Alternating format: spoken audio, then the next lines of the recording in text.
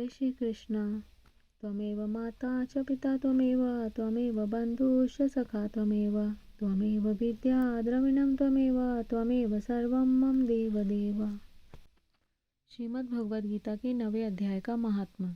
महादेव जी कहते हैं, पार्वती, अब मैं आदर पूर्वक 9वां अध्याय के महात्मा का वर्णन करूंगा। तुम स्थिर होकर सुनो। नर्मदा के तट पर महिष्मती नाम की एक नगरी है।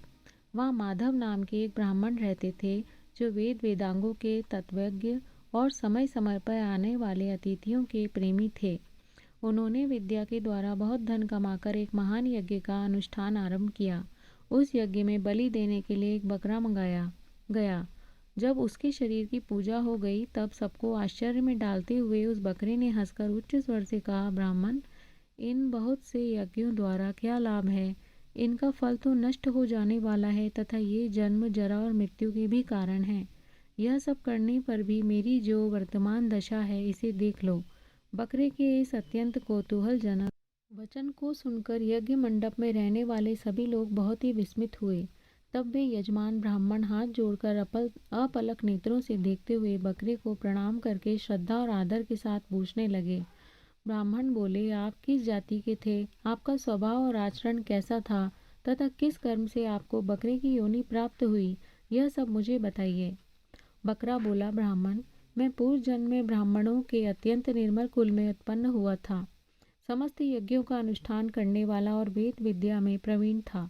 एक दिन मेरी स्त्री ने भगवती दुर्गा की भक्ति से विनम्र होकर अपने बालक के रोग की शांति के लिए बलि देने के निमित्त मुझसे एक बकरा मांगा।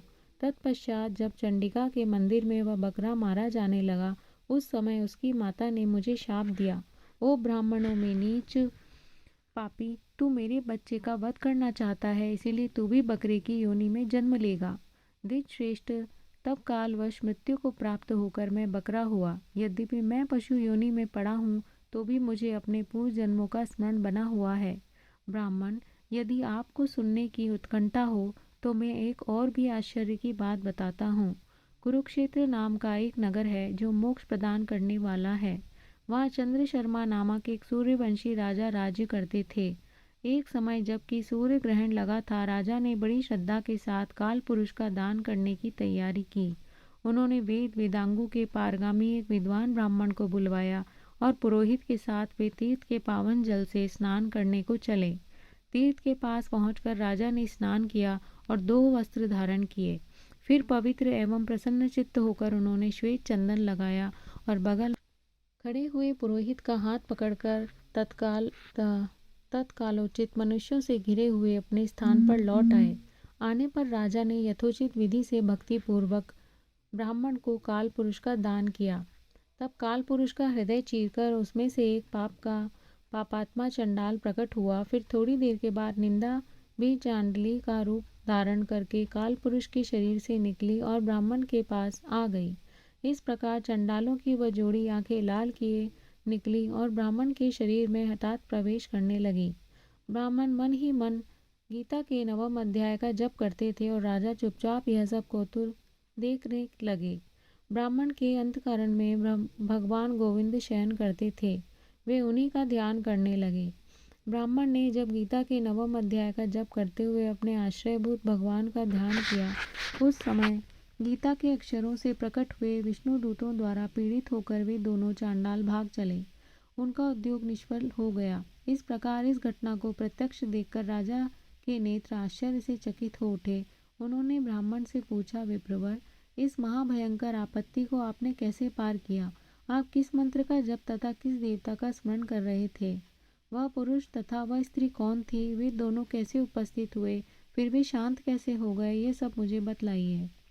ब्राह्मण ने कहा, राजन, चांडाल का रूप धारण करके भयंकर पाप ही प्रकट हुआ था तथा वह स्त्री निंदा की साक्षात मूर्ति थी। मैं इन दोनों को ऐसा ही समझता हूँ। उस समय में गीता के 9वें अध्याय के मंत्रों की माला जपता था। उसी का महात्मा है कि सारा संकट दूर हो गया।